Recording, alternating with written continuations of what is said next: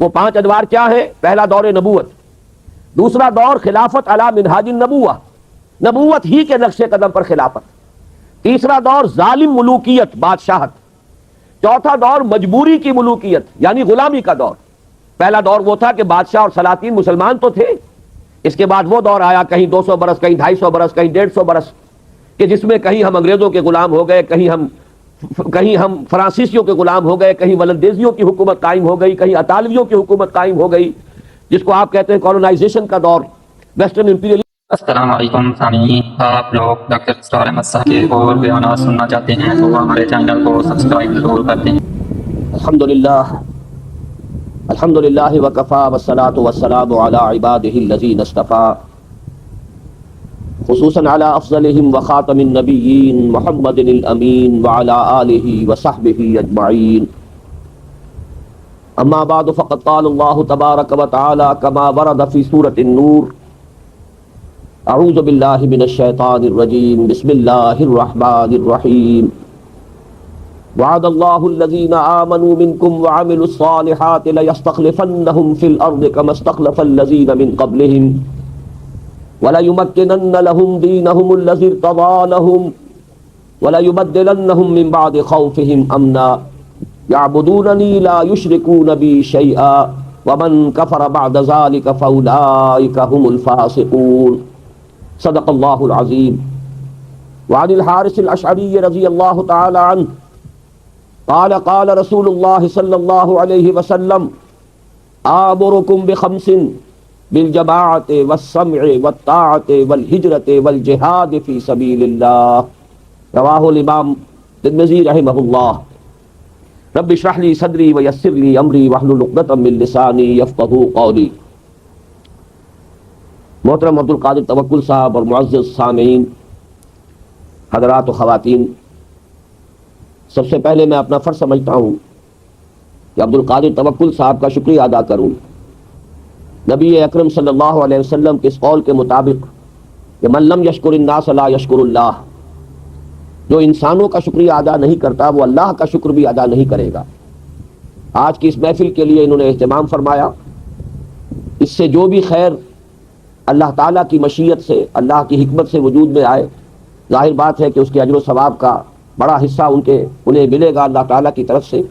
ہمیں بھی شکریہ ادا کرنا چاہیے، میں خود بھی ذاتی طور پر شکریہ ادا کر رہا ہوں، اور آپ سے بھی عرض کروں گا کہ اگر یہ محسوس ہو، جس کی مجھے توقع ہے کہ کچھ خیر، کچھ بھلائی، کوئی اچھی باتیں آج سامنے آئی ہیں، اللہ اگر اس سے بھی آگے بڑھ کر کچھ عمل کا جذبہ پیدا فرما دے، عمل کی صحیح راہ جو ہے وہ سامنے کھول دے، تو اس سب پر اللہ تعالیٰ کا شکر بھی ادا کیجیے گا، اور جس کے ذریعے سے یہ خیر وجود میں آیا ہے اس کے لیے بھی دعائے خیر کیجیے گا۔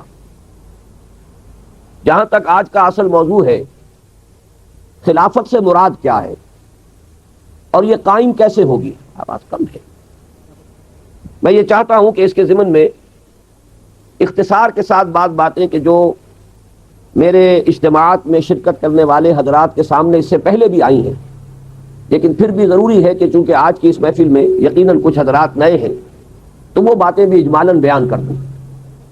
سب سے پہلی بات ایک خوشخبری ہے جو ہمارے لیے یقیناً نہایت خوش آئند، دل خوش کن بات ہے، اور وہ یہ کہ قرآن مجید سے بھی معلوم ہوتا ہے اور احادیث نبویہ میں صراحت کے ساتھ پیشین گوئی ہے کہ اس دنیا کے خاتمے سے قبل کل روئے ارضی پر اللہ کے دین کا غلبہ ہوگا۔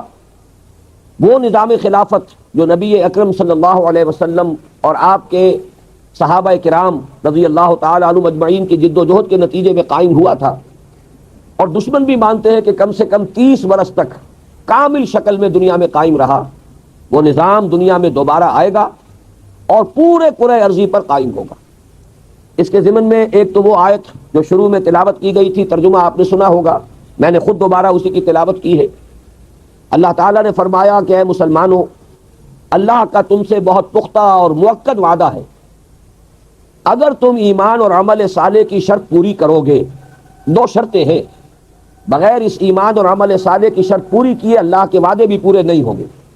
وعد اللہ الذین آمنوا منکم وعملوا الصالحات، یہ 2 شرطیں پوری کرو گے تو 3 وعدے ہمارے ہیں نہایت مؤکد۔ لَيَسْتَخْلِفَنَّهُمْ فِي الْأَرْضِ كَمَا اسْتَخْلَفَ الَّذِينَ مِن قَبْلِهِمْ، ہم انہیں زمین میں خلافت عطا کریں گے جیسے کہ ان سے پہلوں کو خلافت عطا کی تھی. حضرت داؤد، حضرت سلیمان علیہ السلام، عظیم حکومت. دوسرا وعدہ وَلَيُمَكِّنَنَّ لَهُمْ دِينَهُمُ الَّذِي ارْتَضَىٰ لَهُمْ، اور ان کے اس دین کو جو اللہ نے پسند فرما لیا ہے. یہ اللہ کو یہ دین جو ہے اليوم اکملت لکم دینکم واتممت علیکم نعمتی ورضیت لکم الاسلام دینا، یہ دین اللہ کا پسندیدہ دین ہے. اسے تمکن عطا کرے گا، یہ غالب ہوگا، مغلوب نہیں رہے گا، پامال نہیں رہے گا. وَلَا يُبَدِّلَنَّهُم مِّن بَعْدِ خَوْفِهِمْ أَمْنًا، اور ان کی خوف کی حالت کو امن کی حالت سے بدل دے گا. یہ تین وعدے ہیں. یہ خوف کے حوالے سے ہی ذرا اس وقت میں تذکرہ کر دوں ساتھ کے ساتھ، جیسے کہ ابھی توکل صاحب فرما رہے تھے. آج ہمارا حال کیا ہے؟ جو کچھ بوسنیا میں ہو رہا ہے، 50 سے زیادہ ملک، 130 کروڑ سے زیادہ مسلمان اور چوں کرنے کی پوزیشن میں نہیں.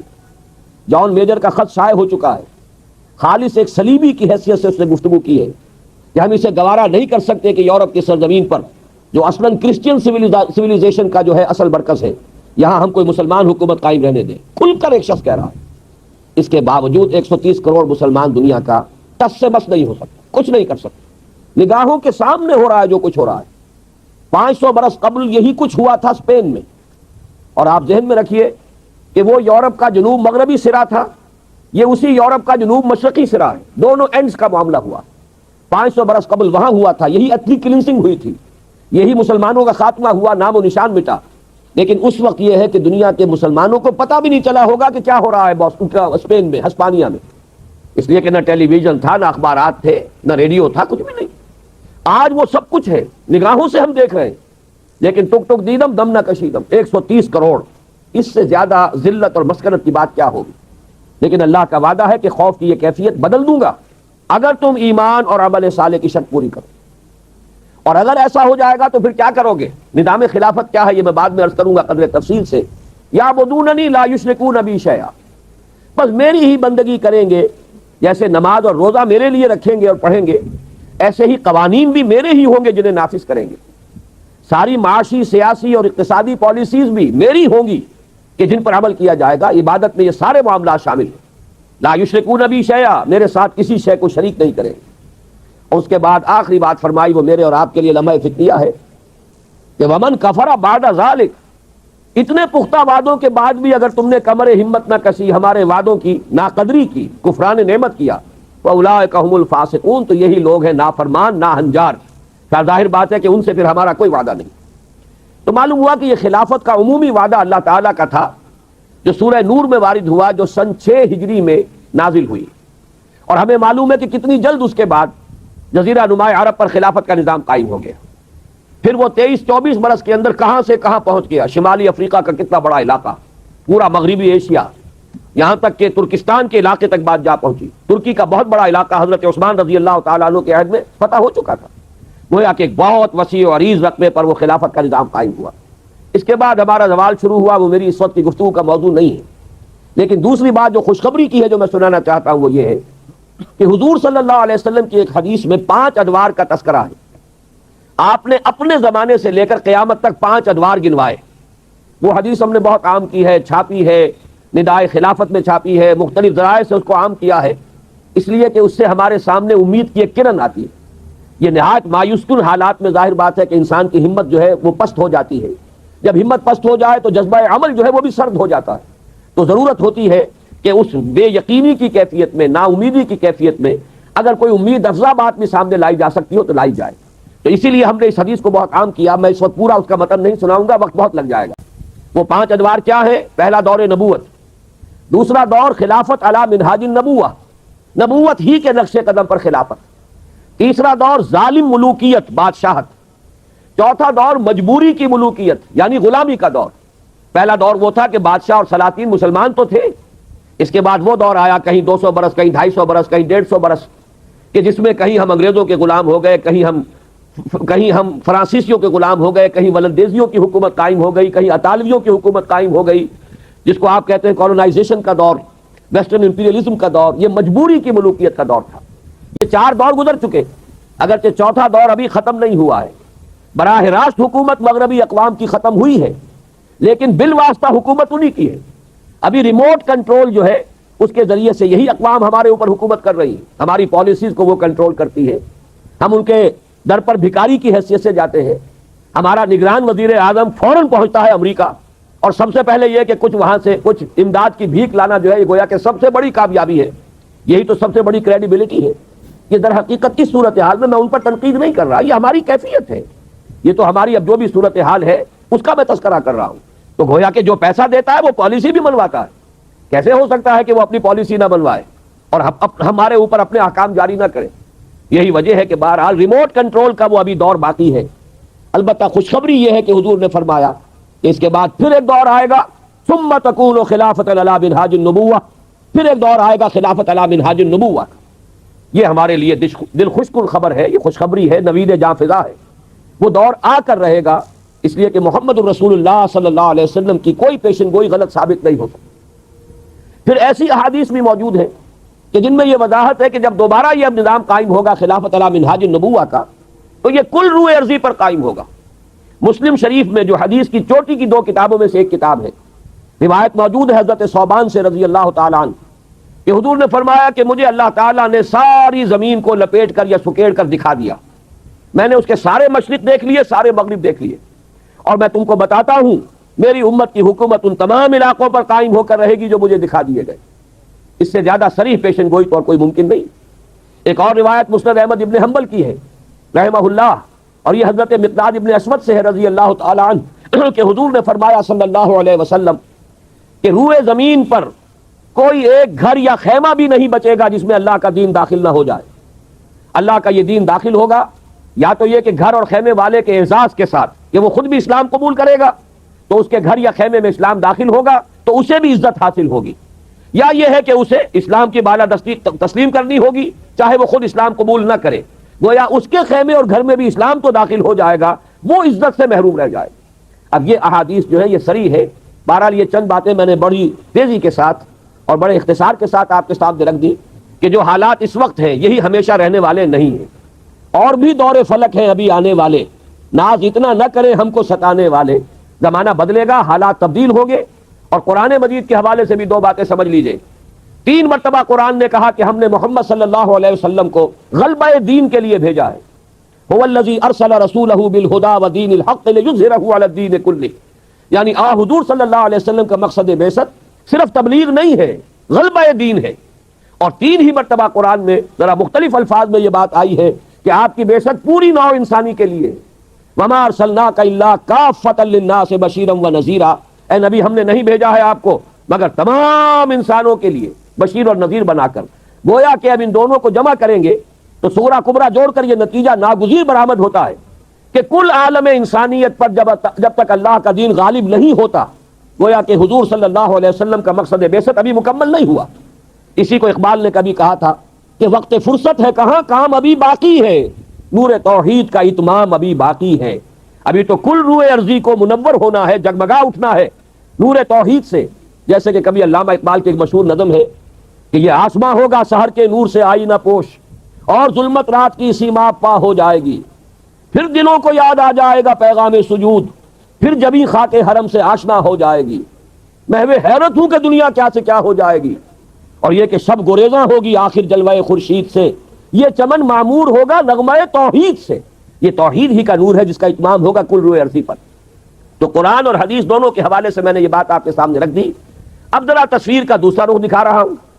ابھی توکل صاحب بھی آپ کے سامنے رکھ چکے ہیں، اور وہ یہ ہے کہ ایک طرف یہ امیدیں، دوسری طرف جو صورتحال ہے وہ تو بڑی مایوس کن ہے۔ ابھی میں نے عرض کیا 130 کروڑ مسلمان، کتنا بڑا رقبہ ہے زمین کا، سارے وسائل، ہر طرح کے منرلز، یہاں تک کہ آج کی سب سے بڑی قیمتی شے سیال سونا جو یہ تیل ہے، سب سے بڑے ذخیرے مسلمانوں کے پاس۔ اس کے باوجود عزت جس شے کا نام ہے وہ مسلمان کے پاس نہیں۔ کسنوی پرسد کے بھیا کیستی، بین الاقوامی مسائل میں کوئی ہم سے پوچھتا ہی نہیں کہ تمہاری رائے کیا ہے۔ اپنی جگہ پر ہم شعر پڑھیں اقبال کا کہ خودی کو کر بلند اتنا کہ ہر تقدیر سے پہلے خدا بندے سے خود پوچھے بتا تیری رضا کیا ہے۔ ہمارا حال تو یہ ہے کہ امریکہ نہیں پوچھتا، ہمارے معاملات میں نہیں پوچھتا کہ تمہاری رائے کیا ہے۔ وہ G7 ہے، G3 ہے، G15 ہے، وہ دنیا کے معاملات تو وہ طے کرتے۔ یونائٹڈ نیشنز ہے تو وہ امریکہ کے گھڑے کی مچھلی ہے، اور امریکہ کے سر پر یہودی سوار ہے۔ بہرحال وہ حصہ میں اپنی گفتگو کا اس وقت نہیں چھیڑنا چاہتا، نوائے وقت میں میرے مضامین کا وہ سلسلہ جاری رہا ہے، اس سے پہلے میں یہاں بھی مسجد میں تقریر کر چکا ہوں۔ بہرحال اس وقت کے حالات بہت مایوس کن ہیں، بہت مایوس کن ہیں، بلکہ میں آپ کو بتانا چاہتا ہوں ابھی مزید مایوس کن حالات پیش آنے والے ہیں، اور کچھ روز فضاؤں سے لہو برسے گا۔ ابھی تو یہ جو ہمارے اندھیارے ہیں یہ اور گہرے ہوں گے، اس کی بھی پیشن گوئیاں موجود ہیں۔ گریٹر اسرائیل کے لیے کیا اسرائیل پیش قدمی نہیں کرے گا؟ کون ہے اس کو روکنے والا؟ اور ان کے ایمان کا، ان کے مذہب کا، اعتقاد کا یہ تقاضا ہے کہ وہ جو ٹیمپل آف سولومن ہے ان کے لیے تو جیسا ہمارے لیے کعبہ ہے، ایسے ہیکل سلیمانی، اس ہیکل سلیمانی کو تعمیر کرنا دوبارہ، یہ تو ان کے مقاصد میں سے ہے۔ گریٹر اسرائیل قائم کرنا ان کے ڈکلیئرڈ آبجیکٹوز میں سے ہے۔ اور عربوں میں کون سی طاقت ہے کہ جو ان کا راستہ روک سکتی ہے؟ صرف لے دے کے ایک عراق تھا کہ جس کے کچھ ایٹمی دانت نکلنے کا اندیشہ تھا، ابھی نکلے نہیں تھے۔ ایک دفعہ ان کا ریئیکٹر جو ہے آ کر کس طور سے تباہ کر گئے تھے اسرائیلی، اور سعودی عرب کی ٹیریٹری پر سے ہو کر گئے تھے، حالانکہ اواکس موجود تھے، لیکن ظاہر بات ہے اواکس بھی امریکہ کے تھے، ان کے اوپر کام کرنے والے بھی امریکہ کے تھے۔ آ کے انہوں نے ان کے ریئیکٹر تباہ کیے اور چلے گئے۔ پھر اب جو کچھ ہوا ہے وہ آپ کے سامنے، اس میں جو حماقت ہے صدام حسین کی وہ اپنی جگہ، لیکن یہ کہ جال پھیلایا تھا گلاس پائی نے اور اس میں وہ بے وقوف پھنس گیا۔ لیکن نتیجہ کیا نکلا؟ یہ تو جو ان کا شوارٹز کرافٹ، جو ان کا آرمی چیف تھا، اس پوری فوج، پورے اس پروجیکٹ کا جو انچارج تھا، اس نے بعد میں کہہ دیا کہ ہم نے یہ جنگ اسرائیل کی حفاظت کے لیے لڑی۔ یہ چونکہ فوجی تھا اس لیے نکل جاتی ہے، جس کے منہ سے سچی بات مستی میں، فقیہ مصلحت بھی سے وہ رندے بادہ خار اچھا، لہذا وہ فوجی جو ہے وہ اس حقیقت کو بک گیا۔ ورنہ یہ ہے کہ کوئی ڈپلومیٹ اور کوئی بھی جو ہے سیاستدان ایسی بات کبھی نہیں کہے گا، لیکن حقیقت وہی ہے جو اس کی زبان پر آ گئی۔ تو حالات تو خراب سے خراب تر ہوں گے، اور میں آپ کو ایک بات بتا دینا چاہتا ہوں، میں اس کا مرثیہ جتنا طویل کرنا چاہوں صبح ہو جائے گی، لیکن میں چاہتا ہوں اس نقطے کو یہیں چھوڑ کر اب ہم اس پر غور کریں کہ ایسا کیوں ہے آج کیوں ذلیل کے کل تک نہ تھی پسند گستاخی فرشتہ ہماری جناب نے۔ اور عام مسلمان کے ذہن میں سوال آتا ہے کہ ہم چاہے کیسے بھی ہیں، برے ہیں، ہمارے اعمال صحیح نہیں ہیں، ہم کلمہ گو تو ہیں، اللہ کو مانتے تو ہیں، محمد کے کلمہ گو تو ہیں، صلی اللہ علیہ وسلم نام لیوا تو ہے، ان کی محبت جو ہے وہ ہمارے سینے میں ہے موجود، قرآن کی تعظیم کرتے ہیں، آخرت کو مانتے ہیں، نمازیں پڑھتے ہیں، کروڑوں مسلمان ہیں جو نمازیں پڑھتے ہوں گے، 130 کروڑ میں سے آخر 30 کروڑ تو ہوں گے نماز پڑھنے والے، لیکن وہ جو ہے وہ تو سب کے سب کافر، منکر، نہ اللہ کو مانے، نہ آخرت کو مانے، نہ رسالت کو مانے، نہ قرآن کو مانے۔ پھر کیا وجہ ہے کہ رحمتیں ہیں تیری اغیار کے کاشانوں پر اور برف گرتی ہے تو بیچارے مسلمانوں پر۔ اس موضوع پر الحمدللہ کہ میرے مضامین نوائے وقت میں چھپ چکے ہیں، اور اب چونکہ وہ تکمیل کو پہنچ گیا، سلسلہ کتابی شکل میں بھی آ جائے گا۔ اللہ کا ایک قانون عذاب ہے، ایک قانون کے تحت ہوتا ہے جو کچھ ہوتا ہے، اللہ کا ضابطہ ہے۔ قرآن اس کے لیے لفظ سنت استعمال کرتا ہے، وَلَن تَجِدَ لِسُنَّتِ اللَّهِ تَبْدِيلًا وَلَن تَجِدَ لِسُنَّتِ اللَّهِ تَحْوِيلًا۔ اللہ کی سنت، اللہ کے قواعد و ضوابط میں کوئی تغیر نہیں ہوتا۔ اور وہ سنت کیا ہے؟ کافروں پر عذاب اس دنیا میں صرف اس صورت میں آتا تھا کہ کوئی رسول آئے اور ان میں اتمام حجت کر دے، پھر اگر وہ بحیثیت مجموعی وہ قوم رسول کا انکار کرے تو اس قوم کو ختم کر دیا جاتا تھا، جیسے کہ حضرت نوح، حضرت ہود، حضرت صالح، حضرت شعیب، حضرت لوط اور آل فرعون، ان کا تذکرہ قرآن مجید میں سمجھتا ہوں کم سے کم 10 مرتبہ آیا ہے۔ یہ میں بہرحال حساب کر کے تو نہیں کہہ رہا، میرا اندازہ ہے کہ 10 مرتبہ یقیناً ان 6 اقوام کا تذکرہ ہے۔ اور اس کے حوالے سے یہ قانون سمجھ لیجئے، جس قوم کی طرف رسول بھیجا گیا اس قوم نے بحیثیت مجموعی رسول کی دعوت کو رد کر دیا، قوم ہلاک کر دی گئی، صرف رسول بچا لیے گئے اور ان کے ساتھی اہل ایمان بچا لیے گئے۔ اب ظاہر بات ہے کہ اب تو کوئی رسول آئیں گے نہیں، لہذا اس نوع کا عذاب کسی کافر قوم پر نہیں آئے گا قیامت تک، اس لیے کہ کافروں پر عذاب کے لیے یہی قاعدہ ہے۔ اب جو عذاب آئے گا ان پر جو عذاب ہے وہ آخرت کا عذاب ہے، اصل عذاب تو آخرت کا ہی ہے نا، اصل زندگی آخرت کی ابدی زندگی ہے۔ یہاں تو کیا ہے، قوم نوح ڈوب گئی، ختم ہو گئی، 2-4 ڈبکیاں دی ہوگی، ہر آدمی نے جان نکل گئی، عذاب کیا آیا؟ اصل عذاب تو وہاں ہے جو آخرت کا ہوگا۔ دنیا میں عذاب آتا ہے مسلمانوں پر، مسلمان ہو کر تم اگر اسلام پر عمل نہیں کرتے، دعویٰ تمہارا اسلام کا ہو اور عمل تمہارا کافرانہ ہو، نام لو تم محمد کا صلی اللہ علیہ وسلم اور اتباع کرو تم محمد کے دشمنوں کا، دعویٰ کرو اللہ اور اس کے رسول کی وفاداری کا اور تمہاری دوستیاں ہوں اللہ اور اس کے رسول کے دشمنوں سے، تم کہو اللہ اور اس کے رسول کے احکام کو ہم مانتے ہیں اور سودی کاروبار کر کے اللہ اور اس کے رسول کے خلاف اعلان جنگ کیے رکھو۔ اصل عذاب دنیا میں مسلمانوں پر آتا ہے، جیسے کہ پہلے یہودیوں پر آیا، اس لیے کہ ہم سے پہلے کی مسلمان امت وہی تھی، جب تک حضور صلی اللہ علیہ وسلم کی بعثت نہیں ہوئی وہی امت تھی، موسیٰ کے ماننے والے، تورات کے ماننے والے یہودی، یہ امت مسلمہ تھی۔ لیکن ان پر کیسے کیسے عذاب آئے، نیبوکڈنیزر کے ہاتھوں برباد کرایا گیا، کبھی پھر یونانیوں کے ہاتھوں تباہی آئی، کبھی رومیوں کے ہاتھوں تباہی آئی. اس صدی میں بھی آپ نے دیکھا, اگر آپ بھولے نہ ہو کہ یہ صدی کے وسط میں ہٹلر کے ہاتھوں 60 لاکھ یہودی قتل ہوا. یہ کون ہے؟ اللہ کو بھی مانتے ہیں, حضرت موسیٰ کو بھی مانتے ہیں, تورات کو بھی مانتے ہیں, وہ تو مدعی ہے اللہ اور اس کے رسول کے ماننے والے, لیکن یہ کہ ان پر جو عذاب آئے وہ آپ کے سامنے ہے. اسی طرح کا عذاب ہم پر آ رہا ہے کہ تم نام لیتے ہو ہمارا اور عمل تمہارے خلاف ہے. لما تقولون ما لا تفعلون کبر مقتا عند اللہ ان تقولوا ما لا تفعلون. کیوں کہتے ہو جو کرتے نہیں ہو؟ اللہ کے غضب کو اور اللہ کے غیظ کو اور غصے کو بھڑکانے والی ہے یہ بات کہ تم کہو جو کرتے نہیں. یہ ہے اصل سبب. اصل مجرم ہم ہیں, ہم دوہرے مجرم ہیں. ان کا جرم ایک ہے, انہوں نے انکار کر دیا, چھٹی ہوئی. ہم ہیں کہ جو ہر روز کہتے ہیں ایاک نعبد و ایاک نستعین, اور پھر اس دن میں 50 مرتبہ اللہ کا حکم توڑ رہے ہیں. پوری زندگی ہماری گزر رہی ہے. 5 وقتہ نمازی زیادہ بڑا مجرم ہے اس وقت, اس لیے کہ وہ 23-24 مرتبہ 25 مرتبہ 27 مرتبہ دہراتا ہے ایاک نعبد و ایاک نستعین, اور پھر باہر نکل کر جو کام کرتا ہے وہ اس کے خلاف. یہ ہے اصل میں سبب. اور یہ جان لیجئے جو عذاب ہم پر آ رہا ہے اللہ کا, وہ اس وجہ سے آ رہا ہے. ہمارا کام تو یہ تھا کہ ہم دین کے علمبردار ہیں, دین کا ایک نظام دنیا کے سامنے پیش کریں. ابھی بڑا اچھا لفظ استعمال کیا ہے توکل صاحب نے, ماڈل دو نا. ایک انفرادی ماڈل ہوتا ہے. حضور صلی اللہ علیہ وسلم اپنی ذات میں ماڈل تھے. لقد کان لکم فی رسول اللہ اسوۃ حسنہ. لیکن حضور نے صرف ذاتی اور انفرادی ماڈل نہیں دیا, ایک اجتماعی ماڈل فراہم کر دیا, نظام قائم کر کے دکھا دیا. یہ ہے اللہ کا دین, یہ ہے اس کا سیاسی ڈھانچہ, یہ ہے اس کا معاشی ڈھانچہ, یہ ہے اس کی معاشرت, یہ ہے اس کی فیملی لاز, یہ ہے اس کے اندر تمام قوانین فوجداری اور دیوانی, یہ ہے یہاں پر قانون شہادت, یہ ہے سارا نظام. دیکھ لو, ٹھوک بجا کر دیکھ لو, یہ نظام ہے. جب تک وہ ماڈل مسلمان قائم نہیں کریں گے یہی عذاب کے کوڑے برستے رہیں گے. سخت سے سخت تر عذاب آئے گا. ہمارا حال کیا ہے؟ جیسے ہمارے عام لوگوں کا حال ہے, پھوڑے پھنسیاں نکل رہی ہیں, یہاں پھوڑا نکلا, یہاں کوئی پھایا رکھ دیا, یہاں کوئی ٹریٹمنٹ کر لیا, وہی پھوڑا یہاں نکل آیا, اب یہاں کر رہے ہیں. اصل علاج کیا ہوتا ہے کہ اس کی اصل تشخیص کرو. فساد خون جو ہے جب تک یہ رفع نہیں ہوگا تو پھوڑے تو نکلتے رہیں گے.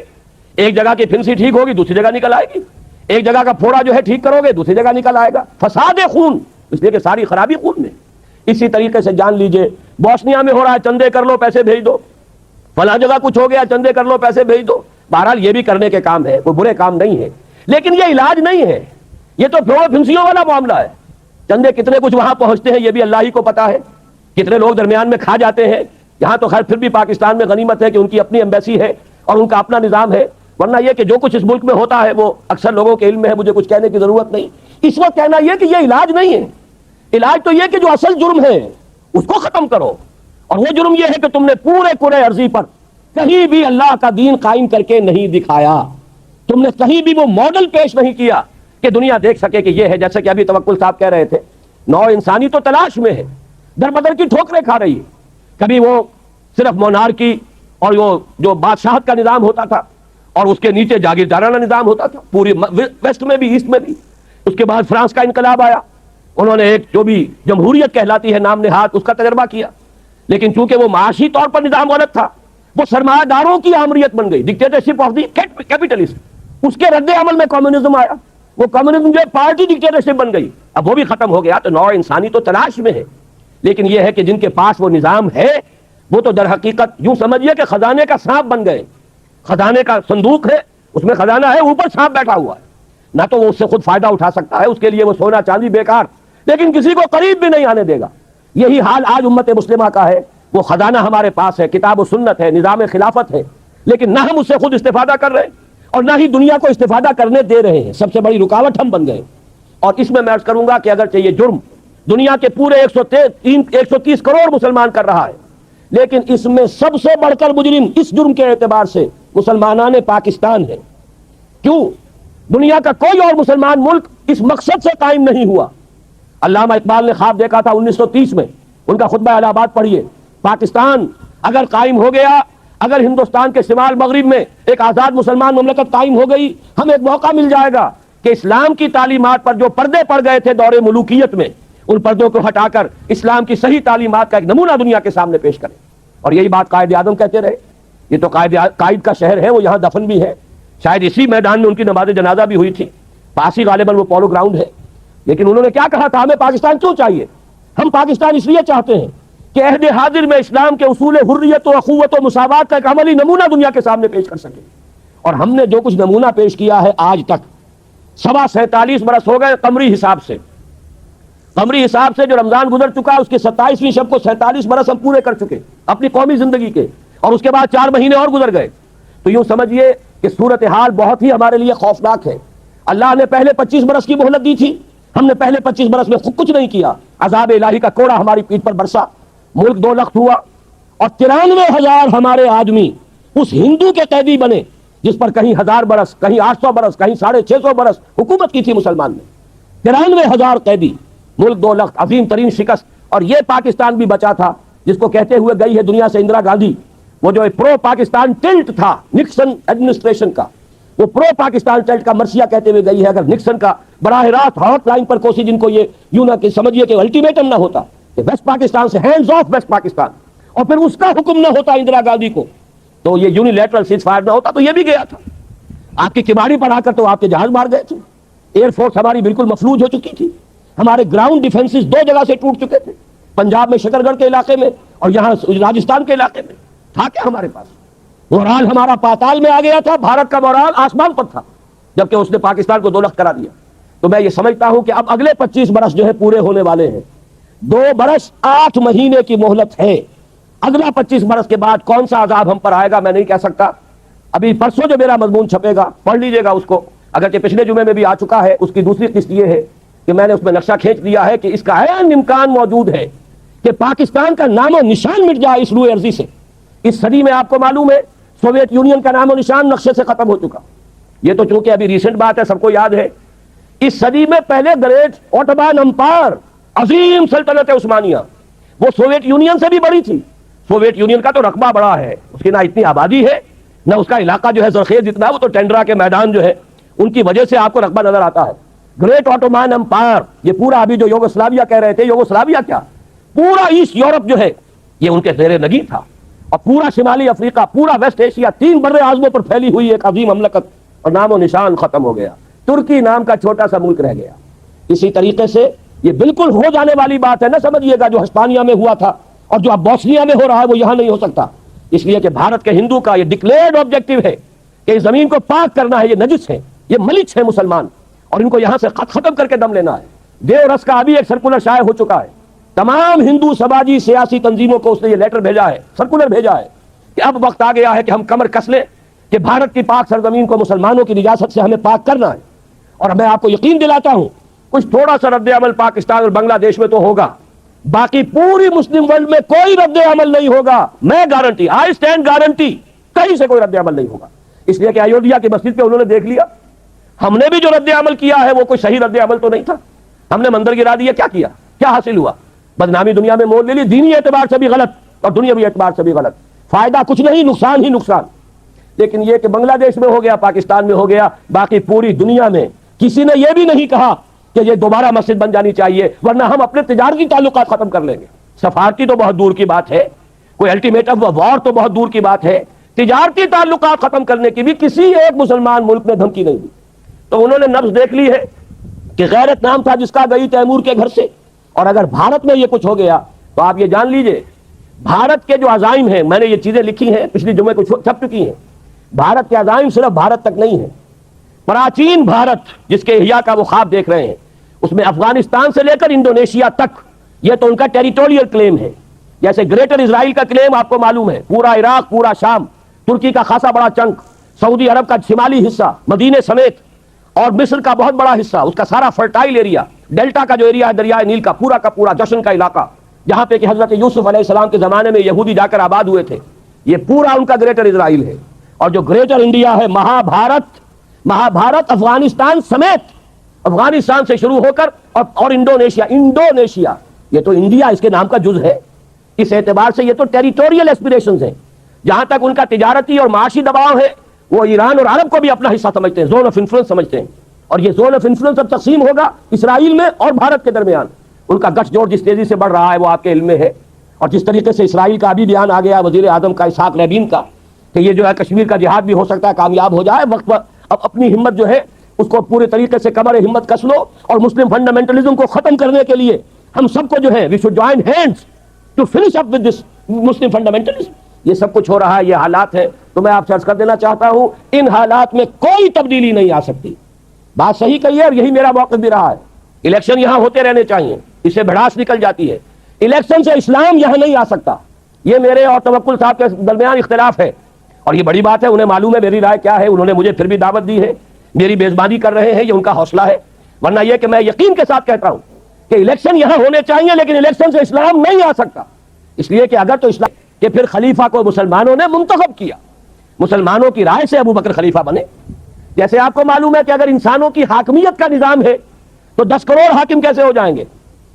یہ 10 کروڑ ابھی جیسے کہ ذکر کر رہے تھے الیکشنز کا, یہ 10 کروڑ 400 کو منتخب کر لیں گے. گویا کہ انہوں نے اپنی حاکمیت 400 کو منتقل کر دی. یہ 400 وزیر اعظم کو منتخب کر لیں گے, گویا کہ انہوں نے اپنی حاکمیت وزیر اعظم کے حوالے کر دی.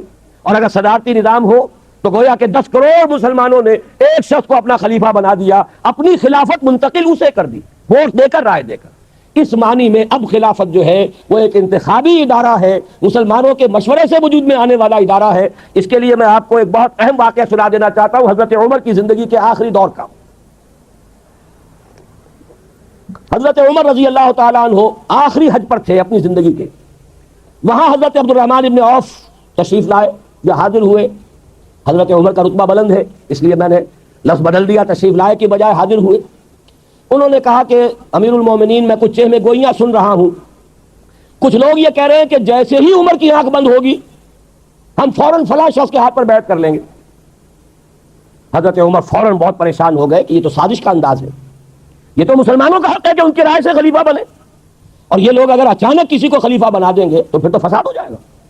تو حضرت عمر نے فرمایا کہ ٹھیک ہے, مسلمانوں کو جمع کرو, میں ابھی خطبہ دوں گا.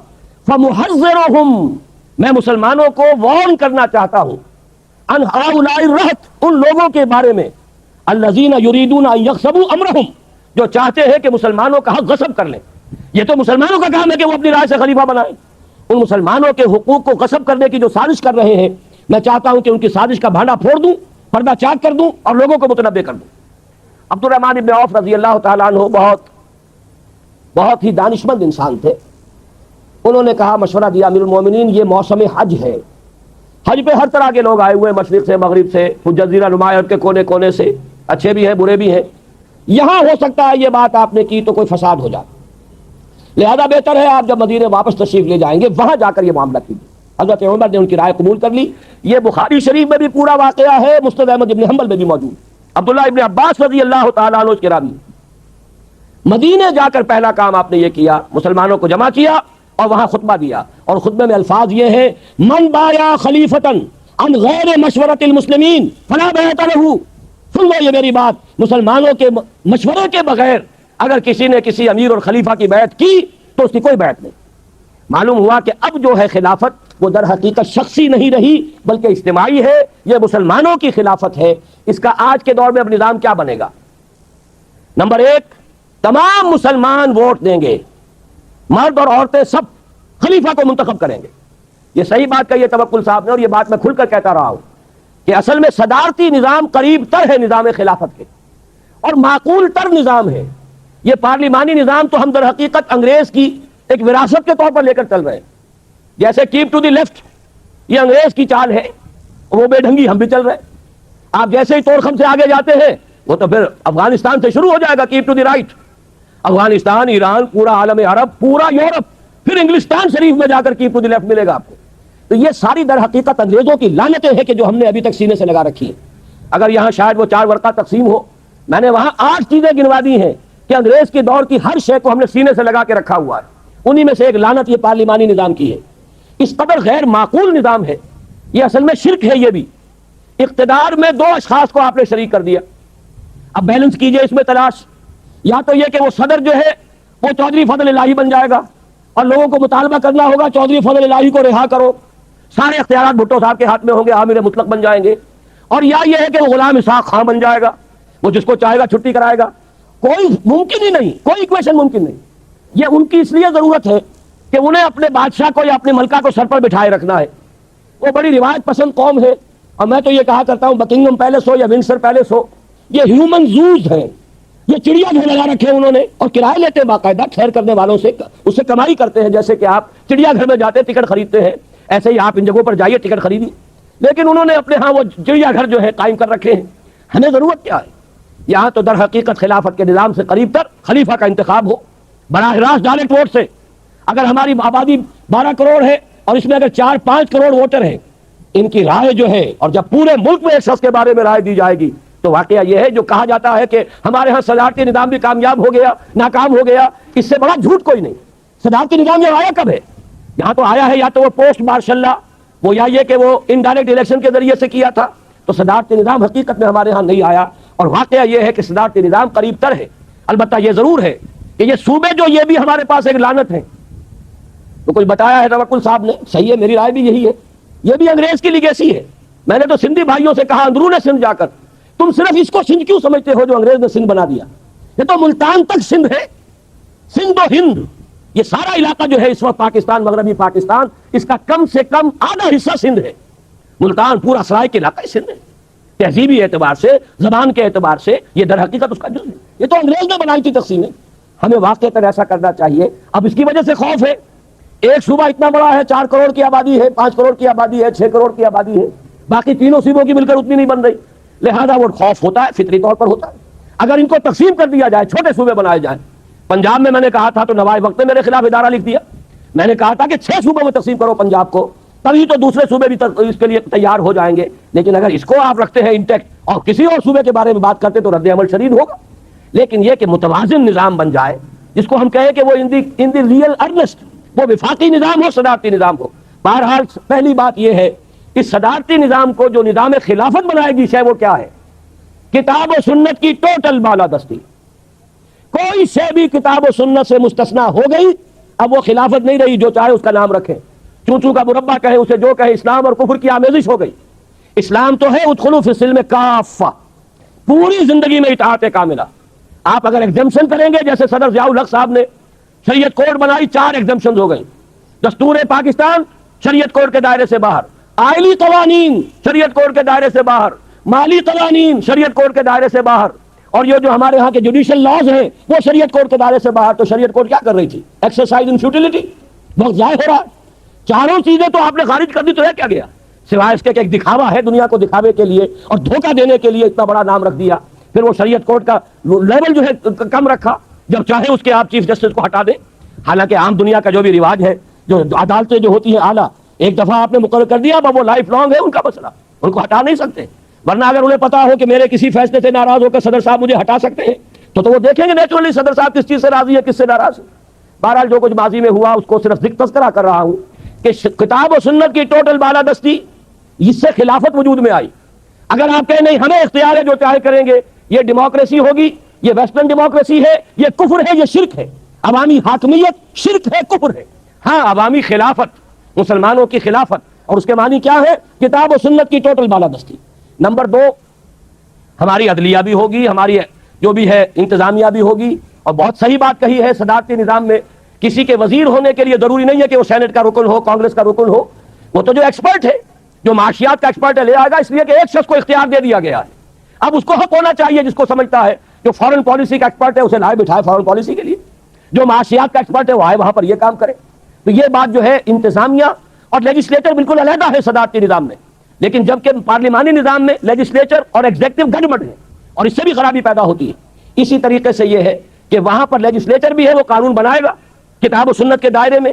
اور اگر مجھے یہ خیال ہو کہ یہ قانون کتاب و سنت کے دائرے سے باہر چلا گیا، ریپگننٹ ہے قرآن و سنت کے کسی بات سے، تو مجھے حق ہونا چاہیے سپیریئر کورٹ کا جا کر کنڈا کھٹکھٹاؤں کہ جناب یہ دستور کی خلاف ورزی ہو رہی ہے. عدالت کے پاس یہ اختیار ہونا چاہیے کہ وہ فیصلہ کرے گی کہ آیا کتاب و سنت کے حدود سے تجاوز ہوا ہے یا نہیں ہوا ہے.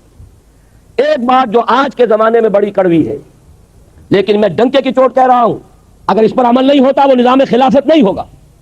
نظام خلافت جیسا کہ میں عرض کر چکا ہوں، اس میں غیر مسلم شریک نہیں ہے، وہ تو باغی ہے، وہ خلافت میں کیسے آ جائے گا؟ نہ وہ اللہ کو مانے، نہ رسول کو مانے، نہ قرآن کو مانے، نہ شریعت کو مانے. لہذا نظام خلافت میں غیر مسلم پروٹیکٹڈ مائنورٹی ہے، اس کی جان، مال، عزت، آبرو کا ذمہ، اس کی مذہبی آزادی کی ذمہ داری، اس کے پرسنل لا کے اندر اس کو کامل آٹونومی، اس کو اپنی اولاد کو اپنا مذہب سکھانے کی آزادی، اس کی عبادت گاہوں کی مسجدوں سے بڑھ کر حفاظت. یہ سب کچھ تو ہوگا. قانون سازی کے عمل میں کیسے شریک کر لیں گے ان کو، جبکہ قانون سازی کی بنیاد کتاب و سنت اور کتاب و سنت کو وہ مانتے نہیں. تو غیر مسلم نظام خلافت میں پروٹیکٹڈ مائنورٹی ہے، محفوظ اقلیت ہے، اس کے حقوق، جان، مال، عزت، آبرو، پرسنل لا اور یہ تمام چیزوں میں مسلمان کے بالکل برابر. لیکن نظام خلافت خلیفہ کے لیے ووٹ کیسے دے گا؟ وہ تو خود خلیفہ ہو تو ووٹ دے گا نا، وہ تو خلافت کا منکر ہے، اس کا ووٹ خلافت میں نہیں آئے گا. ان کے ووٹ علیحدہ ہو سکتے ہیں، ان کی اسمبلی علیحدہ بنائی جا سکتی ہے جو ان کے حقوق کی نگرانی کرے. اور یہ جو ذمہ کا لفظ کہا گیا یہ گالی نہیں ہے، میں نے اس لیے بار بار کہا ذمہ داری، ان کی جان، مال، عزت، آبرو، مذہبی آزادی کی ذمہ داری لیتا ہے نظام خلافت، اس لیے اسے ذمہ کہا ہے. ان سے ٹیکس لیا جاتا ہے. جزیہ کیا ہے؟ جزیہ بھی گالی بنا دی ہم نے. آج ہم سب جزیہ دے رہے ہیں، سب ٹیکس دے رہے ہیں. جزیہ ٹیکس ہے، جزا سے بنا ہے، بدل. آپ ایک ملک میں رہ رہے ہیں یہاں پر جو امن و امان ہے، آخر کچھ خرچ ہوتا ہے تو یہ امن و امان جو جس درجے کا بھی ہے، یا یہ کہ اگر ہماری سرحدوں کی حفاظت ہو رہی ہے تو آپ فوجیں برقرار رکھتے ہیں تبھی تو یہ ہوتا ہے، لہذا اس کے لیے آپ کو ٹیکس دینا چاہیے. مسلمان زکوٰۃ دے گا، عشر دے گا، لیکن غیر مسلم ٹیکس دے گا، جزیہ دے گا. یہ ہے بنیادی بات جس کو کہ آج کل لوگ نہیں سمجھتے، اس لیے وہ سمجھ بیٹھتے ہیں کہ یہ بڑا جو ہے ڈسکریمنیٹو نظام ہے اور یہاں تو جو غیر مسلم ہے وہ گویا کہ سیکنڈ ریٹ سٹیزن بن جائے گا. اب آپ اسے سیکنڈ ریٹ سٹیزن کہیں، پروٹیکٹڈ مائنورٹی کہیں، اسلام کی تعلیم یہی ہے. اگر تو اسلام قبول کرنا ہے، نظام خلافت قائم کرنا ہے تو اس کو ماننا ہوگا، ورنہ یہ ہے کہ اگر زمانے کی روش اختیار کرنی ہے، چلو تم ادھر کو ہوا ہو جدھر کی، تو ظاہر بات ہے کہ ہوا تو خلافت کی نہیں ہے، ہوا تو سیکولرزم کی ہے، ہوا تو کافرانہ نظاموں کی ہے، ہوا تو فحاشی اور یعنی بے حیائی کی ہے. ہوائیں تو یہ ہیں. اگر ہم ان ہواؤں کو نہیں بدلنے کے لیے تیار تو پھر کاہے کو خلافت کا نام لینا ہے؟ ہمیں ہواؤں کے برعکس چلنا ہے. زمانہ بات نہ سعادت تو با زمانہ ستیس. اگر زمانہ تمہارے ساتھ موافقت نہیں کرتا تم زمانے سے لڑو، جنگ کرو. ہاں باقی مسلمان وہ اپنے تمام سیاسی حقوق میں، معاشرتی حقوق میں برابر ہیں. امام ابو حنیفہ رحمۃ اللہ علیہ کا یہ قول بہت اہم ہے، المسلم کفو لکل مسلم. تمام مسلمانوں کے قانونی حقوق برابر ہیں. یہ بھی مغالطہ چونکہ اس لیے بیان کر رہا ہوں، مغالطہ یہ ہے کہ شاید متقی کا ووٹ ہونا چاہیے، فاسق مسلمان کا ووٹ تو نہیں ہونا چاہیے.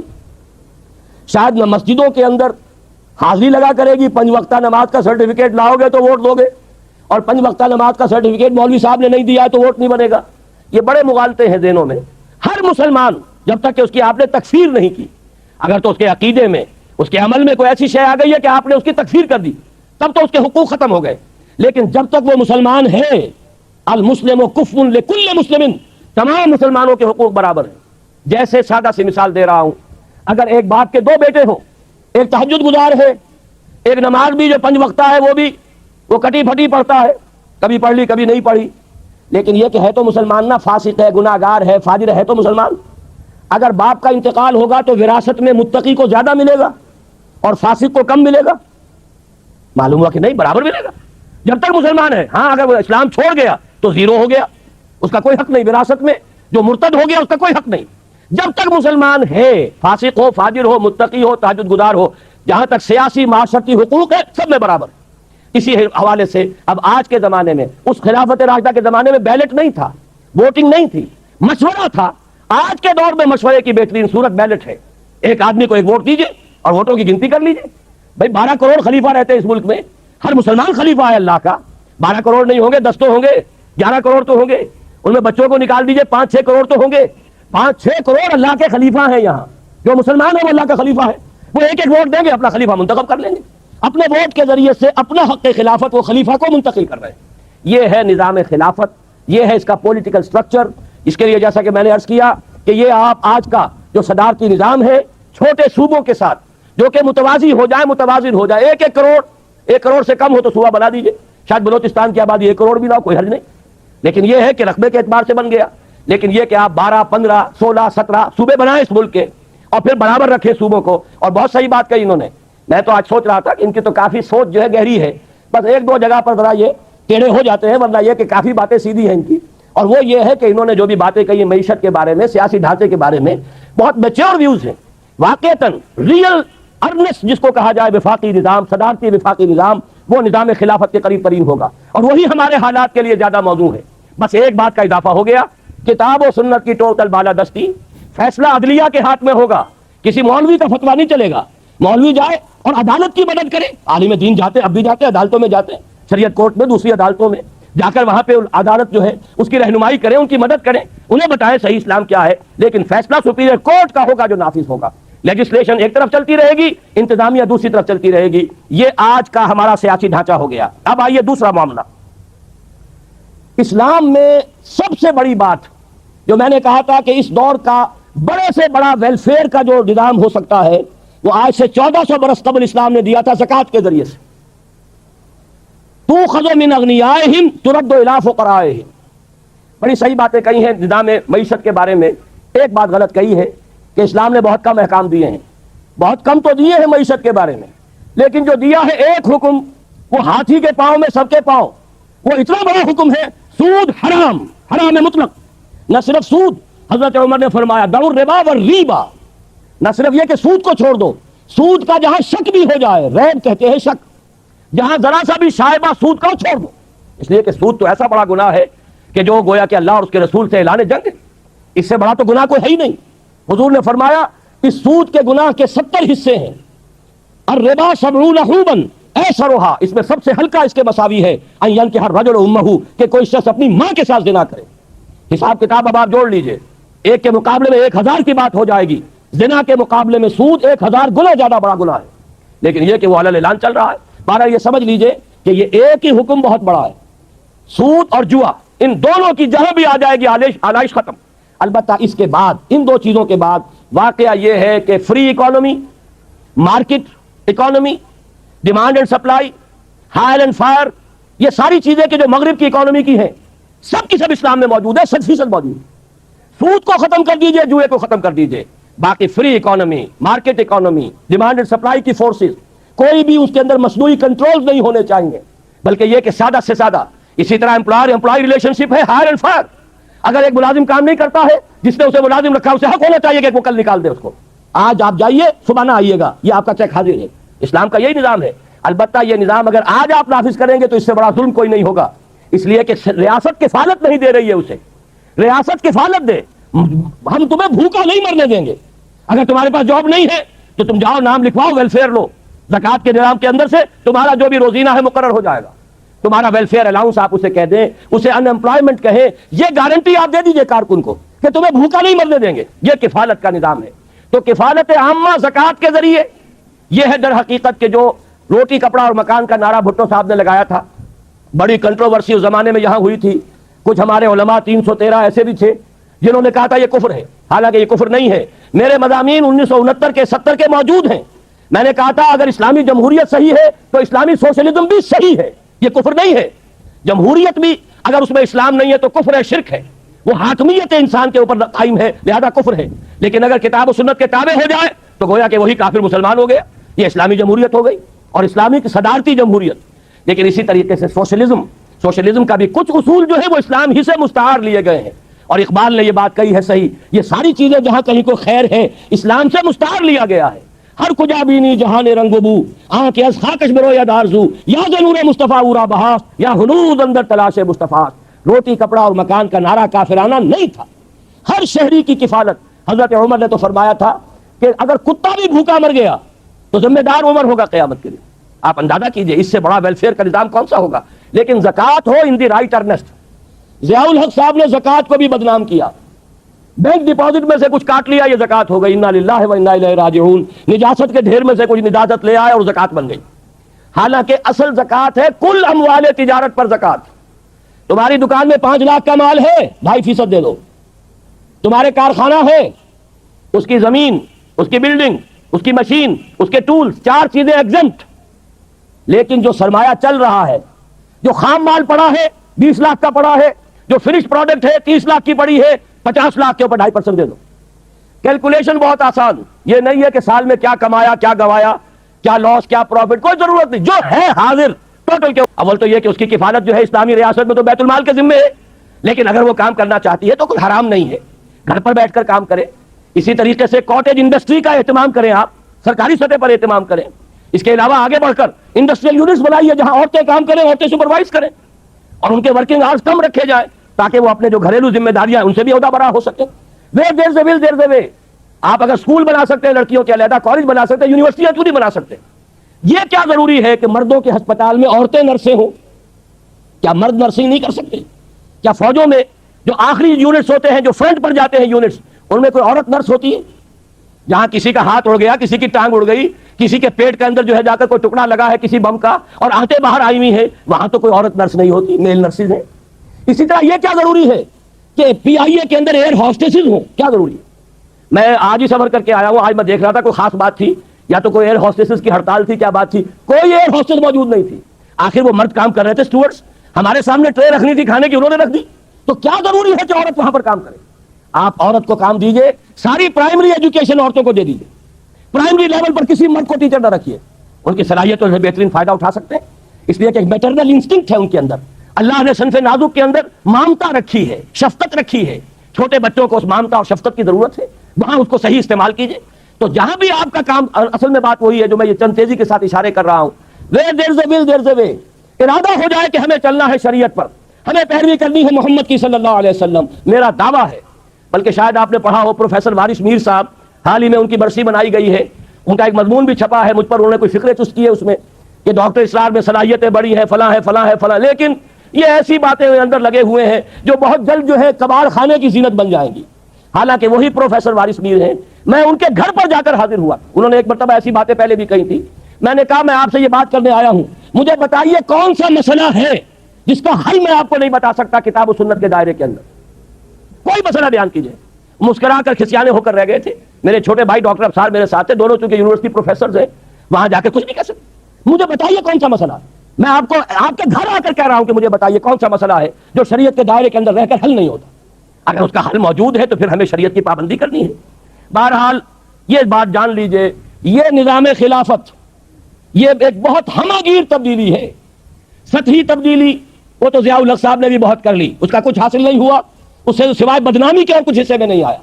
ٹوٹل چینج, اب میں بتانا چاہتا ہوں توکل صاحب کو, یہ ٹوٹل چینج الیکشن سے نہ آج تک دنیا میں آیا ہے, نہ آ سکتا ہے, ناممکن. ٹوٹل چینج نہیں آ سکتا. الیکشن سے ٹھیک ہے بحران رفع ہو جائے گا, جو بھی اس وقت ہمارے یہ کرائسس تھا وہ ختم ہو جائے گا. میں ویلکم کر رہا ہوں, میں نے ہمیشہ تائید کی ہے. 1980 سے لے کر آج تک میں ریکارڈ پر ہوں کہ میں نے کہا الیکشن ہونے چاہیے. میں وہ واحد شخص ہوں شورا کے اندر کھڑے ہو کر میں نے کہا تھا ضیاء الحق صاحب کی شورا میں, اگر آپ نے یہاں پر سیاسی عمل کو روکے رکھا تو آپ دہشت گردی کے لیے جواز فراہم کر رہے ہیں. آپ اندازہ کیجئے کتنے خطرناک دن تھے. ہائی جیکنگ ہوئی تھی ہمارے جہاز کی, پی آئی اے کی, کابل لے جایا گیا تھا, ہمارے کئی آدمی قتل کر دیے گئے تھے. اس دور میں نے کہا تھا کہ یہ در حقیقت یہ اس کا جو ہے جواز آپ دے رہے ہیں اس لیے کہ آپ نے سیاسی عمل کو روک دیا ہے. الیکشن کروائیے, ورنہ یہ ہے کہ اس سے جو بھی برائیاں پیدا ہو رہی ہیں وہ آپ کے ذمہ آئیں گی. اور اس سے پہلے, یہ تو 82 کی بات عرض کر رہا ہوں, 80 میں پہلی ملاقات ہوئی تھی اور میں نے کہا تھا کہ اگر آپ نے اس پولیٹیکل پروسیس کو روکے رکھا تو پاکستان کے لیے میں اسے سوسائڈل سمجھتا ہوں. یہ میرے الفاظ ریکارڈ پر ہیں. پھر 1982 کے دسمبر میں نے خط لکھا تھا جو جنگ میں بھی چھپ گیا تھا. میں سارے حوالے دے رہا ہوں, میں اس کا قائل ہوں, الیکشن ہوتے رہنے چاہیے, لیکن یہ نظام الیکشن سے کبھی نہیں بدل سکتا. یہ خیال استو محال استو جلو, اچھے سے اچھے الیکشن کرا لیں, صاف سے صاف کرا لیں. آج کل لفظ شفاف آ رہا ہے, شفاف سے شفاف کرا لیں. بہرحال اندرون سندھ میں تو وہی وڈیرے آئیں گے. ایک چچا نہیں ہوگا بھتیجا آ جائے گا, ایک بھائی نہیں ہوگا دوسرا بھائی ہوگا, جتوئی ایک کی جگہ دوسرا ہو جائے گا. یہی ہو گیا, اور کون ہوگا؟ اسی طریقے سے کیا آپ کے خیال میں بلوچستان کے جو سردار ہیں قبائل کے, ان کو کوئی ہرا کے آ سکتا؟ پختون بیلٹ ہے تھوڑی سی پٹھانوں کی, وہاں کچھ علماء کا بھی عمل دخل ہے, عوامی سطح ہے. باقی جو اصل بلوچ ہے, برہوی علاقہ ہے بلوچستان کا, وہاں تو ان کے وہ سردار ہی آئیں گے. پنجاب کا آدھا جو ہے سرائے کی, وہ بھی جاگیردار علاقہ ہے, کوئی گیلانی, کوئی مزاری, کوئی لغاری, یہی آئیں گے. اور کون آئیں گے؟ وٹو یاسین وٹو نہیں ہوں گے, منظور وٹو ہوں گے. کوئی ایک کھرل نہیں ہوگا, دوسرا کھرل ہوگا.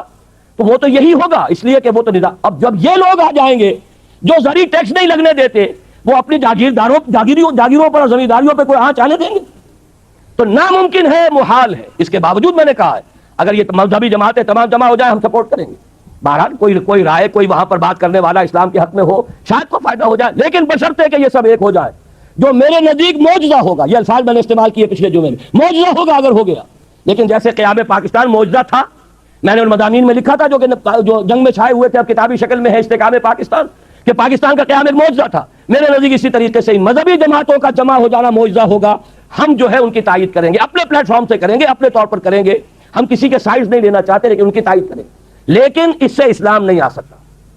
اسلام آئے گا اسی طریقے سے, لا یصلح آخر هذه الامہ الا بما صلح به اولها.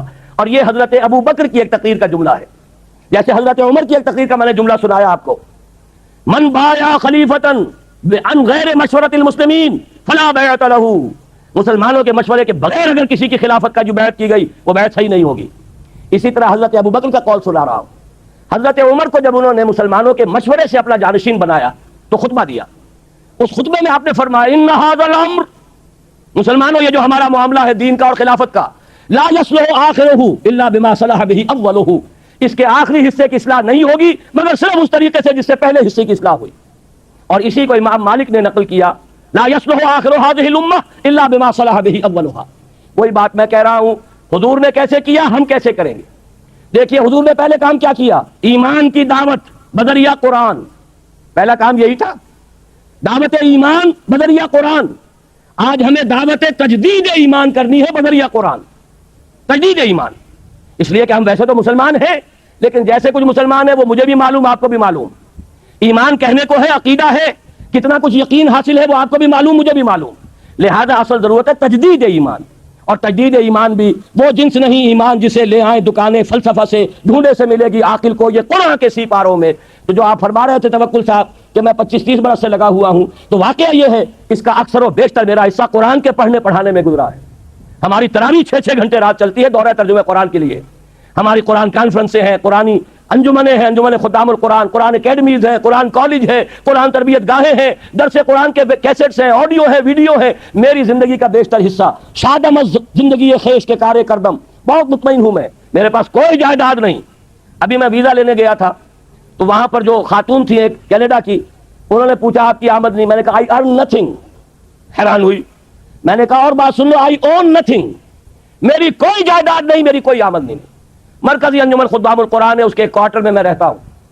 میری سہولتیں مجھے وہاں سے حاصل ہیں. 2 وقت کی روٹی یہ میرے بچے ہیں جو کنٹریبیوٹ کر دیتے ہیں، اسے میں کھا رہا ہوں. اس لیے کہ میرا ایک مکان تھا وہ میں نے بیچ کر ان کے لیے چھوٹے چھوٹے 3-3 کمرے کے 4 کوارٹر بنا دیے ہیں اور وہ ان کے نام کر دیے، میرے نام پر، میری بیوی کے نام پر. 1 پیسے کی جائیداد نہیں، کسی کمپنی کا کوئی 1 پیسے کا حصہ نہیں، کہیں میرے پاس کوئی بانڈز نہیں، اللہ بچائے رکھے اس لعنت سے. اور نہ کہیں کوئی میرے ہاں اس طرح کی اور کوئی شے موجود ہے. ہاں بینک کا ایک اکاؤنٹ ہے، اس میں شاید 5-6 ہزار روپیہ میرا پڑا ہوا. اللہ اللہ خیر سمجھ. تو یہ اچھی طریقے سے جان لیجئے میں نے زندگی لگائی ہے اسی کام کے لیے لگائی ہے. مجھے کوئی احساس محرومی نہیں ہے. روٹی مجھے ملتی رہی، آج تک فاقہ نہیں آیا ہے. رزق اللہ نے اپنے ذمہ رکھا ہوا ہے، لیکن میری توانائی لگی ہے میکسیمم قرآن پڑھنے اور پڑھانے میں. خیرکم من تعلم القرآن وعلمہ. اور یہ کس لیے کیا؟ جب انجمن خدام القرآن لاہور کی قائم کی تھی، اس کے دیباچے میں لکھ دیا تھا کہ میں صرف انجمن بنانے کا قائل نہیں ہوں، میرے پیش نظر اقامت دین کی فرضیت ہے، میں ایک جماعت قائم کرنا چاہتا ہوں. یہ پہلا قدم ہے مرکزی انجمن خدام القرآن کا. اور یہ 1972 کی بات ہے، آج سے 21 برس قبل کی جو میں آپ کو بتا رہا ہوں. بہرحال پہلا کام وہی ہے جو حضور نے کیا. فرق یہ ہے وہ کافر تھے، انہیں قرآن کے ذریعے سے ایمان کی طرف دعوت دی گئی. ہم مسلمان ہیں، ہمیں قرآن کے ذریعے سے تجدید ایمان کی دعوت دینی ہے. مرحلہ ایک ہی ہے، اس میں کوئی فرق نہیں. نمبر 2 وہ جو حدیث میں سنا چکا ہوں، آمرکم بخمس بالجماعت والسمع والطاعت والہجرت والجہاد فی سبیل اللہ. اب جو لوگ واقعتاً شعوری ایمان اختیار کریں، شعوری طور پر فیصلہ کریں کہ مسلمان جینا ہے، مسلمان مرنا ہے، ان صلاتی و نسکی و محیای و مماتی للہ رب العالمین، یہ طے کریں نا پہلے. صرف جلسوں سے تو نہیں ہوگا، یہ تو ہوگا تو پھر کچھ کرنے سے ہوگا. اور کرنے کے لیے میدان میں وہ آئے جو پہلے اپنی ذات پر اپنے گھر میں دین نافذ کر چکا ہو. اگر یہ نہیں ہے تو جھوٹا ہے، فریبی ہے، اسلام کا نام لیتا ہے. تو اپنی ذات پر اپنے گھر میں اسلام قائم کرو اور پھر جڑ جاؤ. ایک مل جل کر ایک جمعیت بنو، ایک طاقت بنو، ایک قوت بنو، جماعت بنو، حزب اللہ بنو. آمرکم بخمس، میں تمہیں 5 باتوں کا حکم دے کر جا رہا ہوں. جماعت کی شکل میں رہو، جماعت میں ڈھیلی ڈھالی نہیں. بالجماعت والسمع والطاعت، سنو اور اطاعت کرو، لسن اینڈ اوبے. ایسی منظم جماعت. یہ منظم جماعت کیا کرے گی؟ ہجرت اور جہاد. ہجرت کے بارے میں پوچھا گیا ای الہجرت افضل یا رسول اللہ، اے اللہ کے رسول یہ بتائیے سب سے افضل ہجرت کون سی ہے؟ فرمایا ان تہجر ما کرہ ربک، ہر اس چیز کو چھوڑ دو جو تمہارے رب کو پسند نہیں ہے. یہی وجہ ہے میں نے جب جماعت تنظیم اسلامی کے نام سے قائم کی ہے، اس تنظیم اسلامی کی جماعت میں جو عہد نامہ ہے اس میں شمولیت کا، اس کی پہلی شق یہی ہے انی اعاہد اللہ، میں اللہ سے ایک عہد کرتا ہوں ان اہجر کل ما یکرہہ، ہر اس چیز کو چھوڑ دوں گا جو اسے ناپسند ہے. یہیں سے شروع ہوگی ہجرت. اسی کو کہا ہے یہ سب سے اونچی ہجرت ہے، افضل ہجرت ہے. اور اس کے بعد جہاد ہے، تن من دھن لگاؤ اللہ کے دین کے لیے، اللہ کے دین کی سربلندی کے لیے. اور اس کے 3 مرحلے آئے ہیں ہماری ایک حدیث کے اندر. تم میں سے جو کوئی بری کو دیکھے، حدیث بہت عام ہے، سب کو یاد ہوگی. اس کا فرض ہے طاقت سے روکے، اور اگر اس کی ہمت نہیں ہے زبان سے روکے. اس کی بھی ہمت نہیں ہے تو دل سے نفرت ضرور رکھے، اور یہ ایمان کا کمزور ترین درجہ ہے. ظاہر بات ہے اس جماعت میں، تنظیم اسلامی میں، اس حزب اللہ میں، اس خلافت کو قائم کرنے والی آرگنائزیشن میں وہی لوگ آئیں گے جنہیں بدی سے نفرت ہے، اور نیکی چاہتے ہیں کہ قائم ہو جائے. وہ معاونین کی تحریک ہم نے رکھی ہے, تحریک خلافت کے معاونین. تنظیم میں آنے کے لیے بیعت ہے, بیعت سمع و طاعت فی المعروف, شریعت کے دائرے کے اندر جو حکم دو گے مانیں گے. وہ حکم کوئی بھی ہو, ہماری طبیعت کے مطابق ہو یا ہماری منشا کے خلاف ہو, شریعت کے خلاف نہ ہو تو مانیں گے. یہ ہماری بیعت ہے تنظیم اسلامی میں شمولیت کی. لیکن ہم نے ایک خانہ اب شروع کیا ہے تحریک خلافت. بتائیں تو صحیح لوگوں کو خلافت ہے کیا؟ یہ خلافت جو ہے یہ صرف کوڑے لگنے کا نام نہیں ہے, یہ خلافت صرف ہاتھ کاٹنے کا نام نہیں ہے, یہ خلافت صرف رجم کرنے کا نام نہیں ہے. یہ ساری چیزیں خلافت میں ہیں, لیکن پہلے خلافت کفالت کی ذمہ داری لیتی ہے, پہلے خلافت تمہیں حقوق دیتی ہے, پہلے خلافت جو ہے تمہیں تعلیم دیتی ہے, تمہیں توبہ کی توفیق عطا کرتی ہے. اس کے بعد بھی اگر آپ کی روٹی کپڑا مکان ریاست کی ذمہ داری ہو پھر بھی آپ چوری کریں تو ہاتھ کٹے گا. اگر آپ کے لیے نہ یہ بے حیائی ہے, نہ یہ سترو جو حجاب کے قوانین ہیں ان کی خلاف ورزی ہے, نکاح کا راستہ آسان کر دیا گیا ہے, اس کی رکاوٹیں دور کر دی گئی ہیں, پھر بھی آپ زنا کرتے ہیں تو رجم ہوگا اگر آپ شادی شدہ ہیں. لیکن یہ کہ اس پورے نظام کو ایک آرگینک ہول کی حیثیت سے سامنے رکھنے کی ضرورت ہے. تو امر بالمعروف نہی عن المنکر جب تک طاقت کافی نہیں ہے صرف زبان سے ہوگی, جب طاقت کافی ہو جائے گی میدان میں آئیں گے. کیونکہ توکل صاحب نے بھی تذکرہ کیا تھا, ایران میں کام ہوا ہے, اگر ہوا ہے کچھ ٹوٹلی وہ بھی صحیح نہیں, نہ پورے منہج انقلاب نبوی کے مطابق ہے, نہ وہاں پر وہ کامیابی ہو سکی ہے جو ہونی چاہیے اسلامی انقلاب کی. ہمارے لیے آئیڈیل ایران کا انقلاب نہیں ہے, آئیڈیل انقلاب صرف ایک ہے, وہ انقلاب محمدی ہے صلی اللہ علیہ وسلم. البتہ یہ حقیقت جو نہیں مانے گا جٹائی کا ثبوت دے گا. پوری دنیا میں کسی مسلمان ملک نے کچھ کر کے دکھایا ہے تو وہ صرف ایران ہے. وہ شیعہ ہے, میں بھی سمجھتا ہوں شیعیت کو گمراہی ہے, مجھے بھی ان کے اعتقادات میں امامت معصومہ کا تصور جو ہے غلط نظر آتا ہے.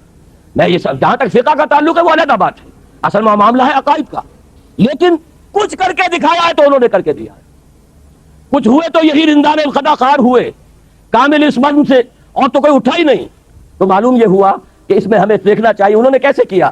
کیا انتخابات کے ذریعے سے خمینی صاحب قیامت تک وہاں برسر اقتدار آ سکتے تھے؟ ہر شخص کا جواب صاف ہوگا نہیں. کیا محض دعوت و تبلیغ سے خلافت قائم ہو جائے گی؟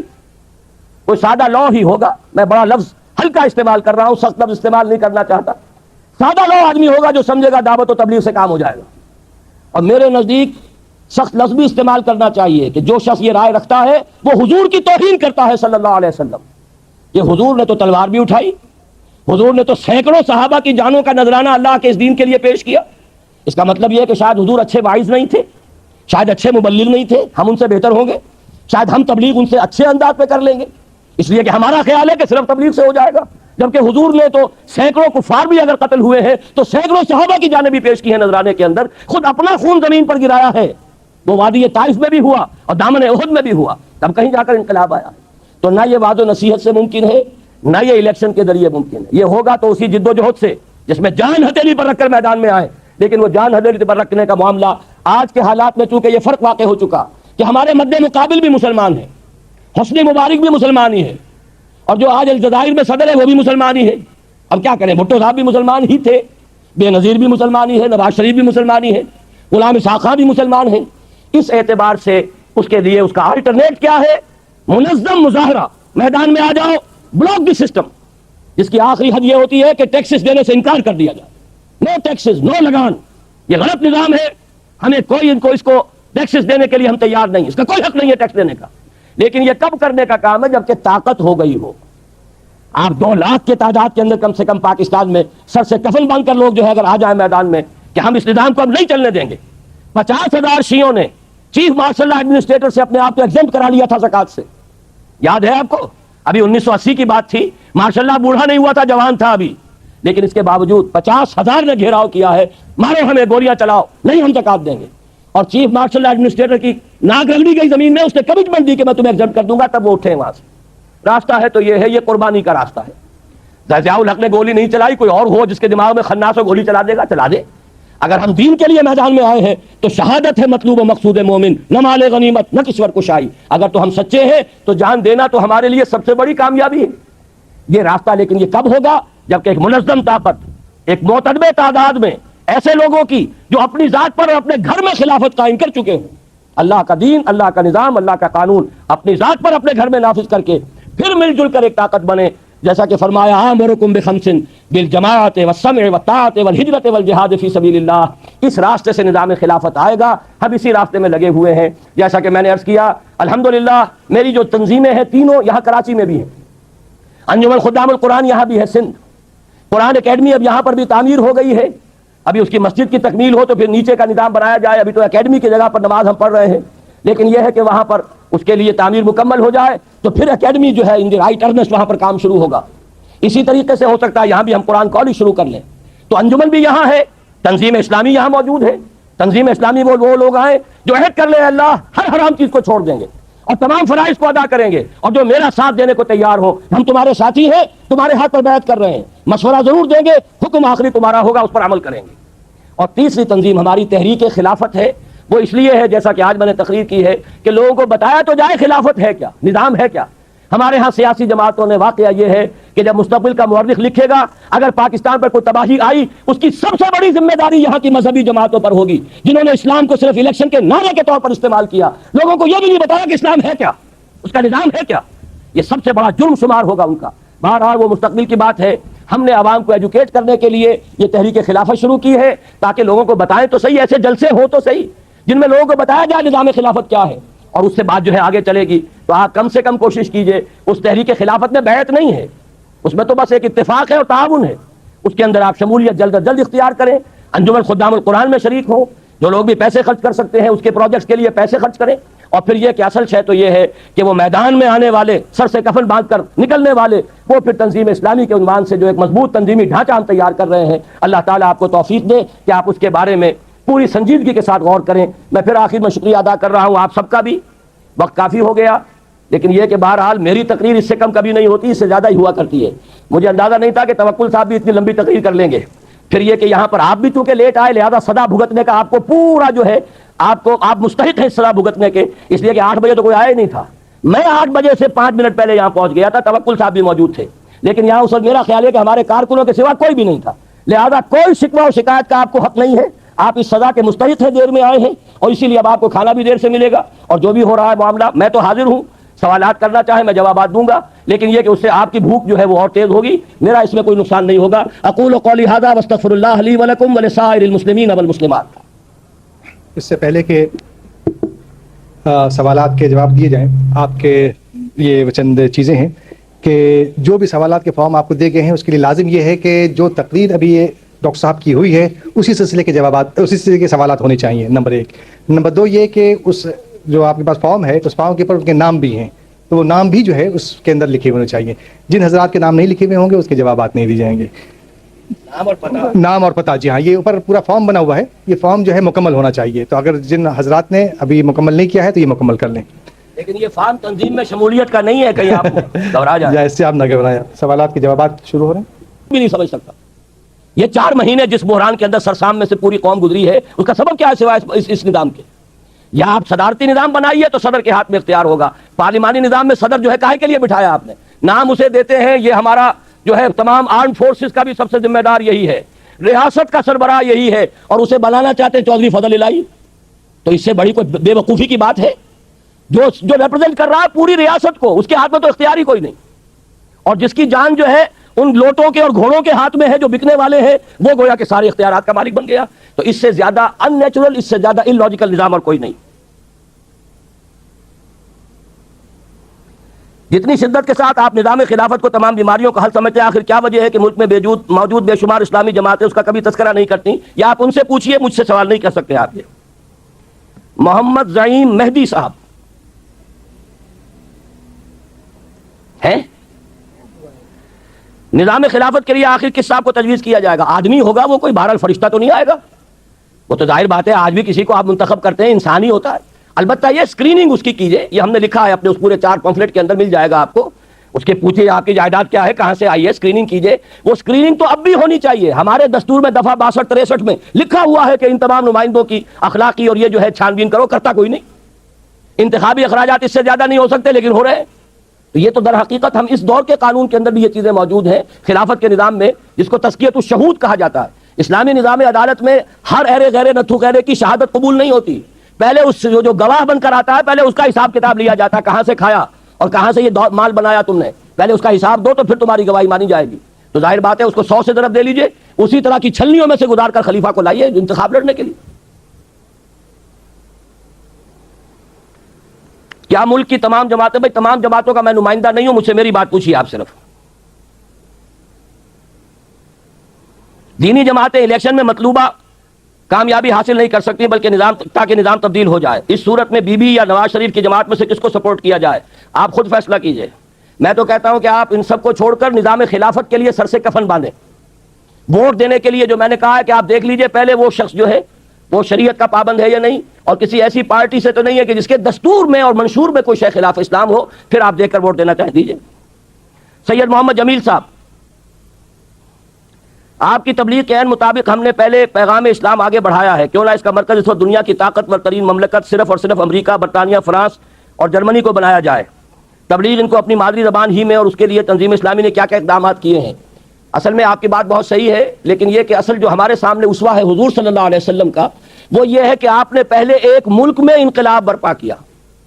پہلے دن سے آپ نے تبلیغ کے اپنے نمائندے نہیں بھیجے کہیں، حالانکہ جب آپ نے نبوت کا دعویٰ کیا تھا آپ کے پاس حضرت خدیجہ رضی اللہ تعالی عنہا کی بہت دولت تھی، آپ نے جو 15 برس بعد بھیجے ہیں اپنے ایلچی خطوط دے کر ہرقل کے نام اور جو کسرا کے نام، کیا آپ اس وقت نہیں دے سکتے تھے؟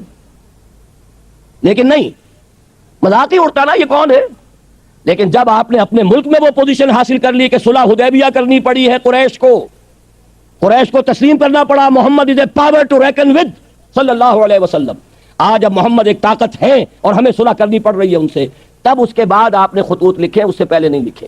ویسے یہ ہے کہ یہ میں آپ کو بتا دوں، امریکہ وغیرہ میں بھی الحمدللہ اب بڑی کثیر تعداد میں جن کو وہ کہہ رہے ہیں خوف زدہ ہو کر فنڈامنٹلسٹ، ایسا نوجوان، عرب نوجوان، ہندو پاکستان کے نوجوان جو مجھ سے اور آپ سے زیادہ، اپنے حلیے میں بھی زیادہ مسلمان نظر آتے ہیں، مجھ سے اور آپ سے سب سے زیادہ، وہ وہاں موجود ہیں، اور ان کو تقویت پہنچانے کے لیے جو کچھ بھی ہم کر سکتے ہیں کر رہے ہیں۔ میں 1 مہینے سے زائد جو ہے اس سال میں پہلے لگا کر آیا تھا امریکہ، اب پھر جا رہا ہوں اور پھر ان کے لیے انشاءاللہ تعالی وہاں محنت کروں گا، اور وہاں میں کوشش کرتا ہوں کہ انگریزی ہی میں ان سے گفتگو ہو۔ سود کا متبادل نواز مانگ رہے ہیں ابراہیم شہزاد صاحب، مجھے خوشی ہے آپ حضرات کی جو دلچسپی اتنی آپ نے محسوس کی ہے، میں اس پر واقعتاً دلی خوشی محسوس کر رہا ہوں، اگرچہ وقت کا مجھے احساس ہو رہا ہے، لیکن وقت جو میرے لیے گزر رہا ہے وہ آپ کے لیے بھی گزر رہا ہے۔ عرض یہ ہے کہ آپ اپنی جماعت کے ذریعے روح کو تو گرما دیتے ہیں، لیکن نوجوان نسل کو جسمانی طور پر کمانڈوں کی تعلیم کیوں نہیں دیتے؟ یہ بھی میرے نزدیک سنت نبوی کے خلاف ہے۔ جب آپ دعوت دیتے ہیں تو سیکھے سکھائے لوگ آپ کے پاس آتے ہیں۔ کیا مکے میں حضور نے اپنے ساتھیوں کو کوئی عسکری تربیت دی تھی؟ جب مرحلہ آیا وہ لوگ آ گئے۔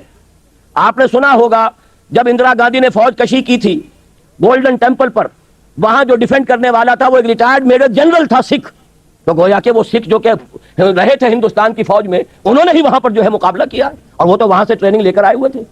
اصل کام ہے دعوت، اور اصل کام ہے اپنی زندگی کو بدلنا۔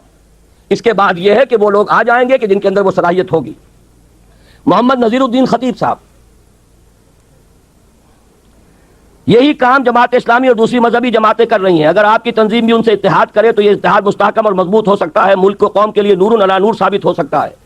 جماعت اسلامی سے اتحاد کے لیے میں نے مستقل سال ہر سال سے پیشکش کی ہوئی ہے، الیکشن کے راستے کو چھوڑ کر ایجیٹیشن کے راستے پر آؤ، میں اپنی تنظیم وائڈ اپ کروں گا تمہارے ساتھ شامل۔ تبلیغی جماعت اگر امر بالمعروف کے ساتھ نہی عن المنکر بھی کرے اور اپنی تقریروں میں یہ اعلان کرے کہ ہمارا مقصد نظام خلافت کا قیام ہے، تو میں اپنی تنظیم ختم کر کے ان کا خادم بن جاؤں گا۔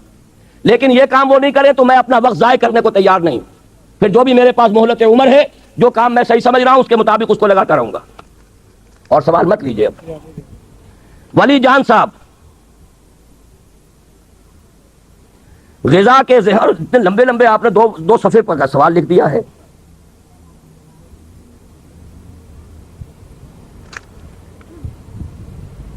اب یہ کوئی بھینس کے گوشت کے بارے میں کوئی خرابی بیان کر رہے ہیں، میرا یہ خیال ہے کہ یہ جی نہیں، اتنا لمبا کیسے پڑھوں گا آپ کو سوال۔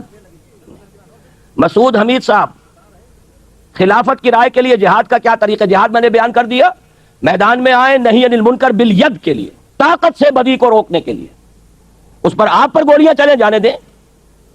یہ ون وے جنگ ہے جو ایرانیوں نے لڑ کر دکھائی ہے۔ وہ میدان میں آئے، ہزاروں نے جانیں دیں، انہوں نے ہتھیار نہیں اٹھایا، لیکن پھر شاہ کو بھاگنا پڑا. وقار حسین شیخ صاحب، میرے 3 سوال ہیں جو کہ آج کی تقریر سے بالکل الگ ہیں. ہمیں خلافت میں خلیفہ کا انتخاب ووٹوں کے ذریعے سے ہوگا. موجودہ پارلیمانی نظام میں بھی الیکشن کے ذریعے سے نمائندے چنے جاتے ہیں. تو پھر جمہوریت اور اسلام میں کیا فرق ہے؟ جمہوریت اور اسلام میں فرق نمبر 1 یہ ہے کہ جس جمہوریت میں اوپر یہ طے ہو کہ کتاب و سنت کے خلاف کوئی کام یہاں نہیں ہو سکتا، وہ جمہوریت اسلامی ہے. معنی یہ ہوا کہ حاکمیت انسانوں کی نہیں ہے، حاکمیت اللہ کی ہے، خلافت انسانوں کی ہے. اب وہ پارلیمانی بھی ہو سکتی ہے، صدارتی بھی ہو سکتی ہے، لیکن صدارتی خلافت سے قریب تر ہے، زیادہ معقول ہے، زیادہ صحیح ہے. السلام علیکم سامعین، آپ لوگ ڈاکٹر اسرار احمد صاحب کے اور بیانات سننا چاہتے ہیں تو ہمارے چینل کو سبسکرائب ضرور کرتے ہیں.